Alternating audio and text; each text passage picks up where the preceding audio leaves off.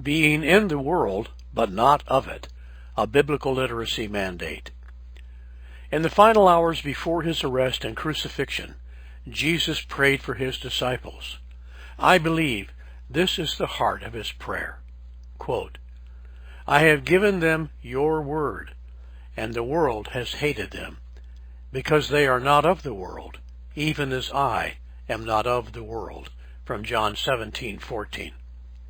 Bible preachers, teachers, counselors, and leaders have never been the most popular citizens of the world, but they are the most important. This is because human beings are never dying, everlasting entities of life, destined to live eternally, either present with the Lord or absent from the Lord.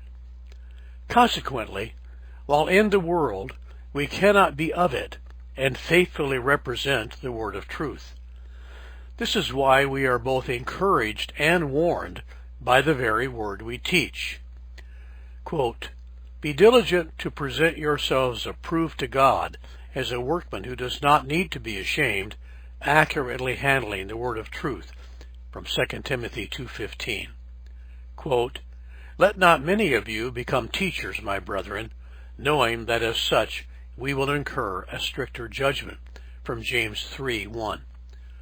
Those of us called to be ambassadors for Christ, as though God were making his appeal through us, from 2 Corinthians 5:20, have an ethical, moral, and spiritual mandate to be invested in and continuously current in our study of the Word of God. This has always been a serious business and also a dangerous business. The world is no friend of grace. We are in a fight for our lives and the lives of those to whom God has placed in our path of ministry. Ephesians 6:12 tells us that our struggle is not against flesh and blood, but against the rulers, against the powers, against the world forces of this darkness, against the spiritual forces of wickedness in the heavenly places. Are your biblical credentials strong and up to date? They need to be. You're going to need them. The world is increasingly hostile to the word of truth. That's what Masters International University of Divinity is all about, combating the hostility. The average age of our student is 45. Most have been in Christian ministry for many years. About 60% are already college graduates. It might be thought that individuals of that age and background do not need further theological training, and that they might just as well continue to study on their own. There's truth in that, but not enough truth. The truth is, no matter how much we have already learned, we will never learn enough. Our students and graduates know that just as in the fields of medicine, law, science, and many other professions, continuing education is the key to relevancy and success.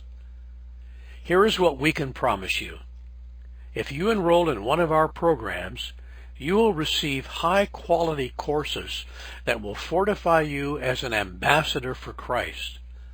We also promise that we will stand by you with proof that what you accomplish with Masters is worthy of full respect. We can also promise that what you will add to your stores of knowledge will be good enough to last for eternity.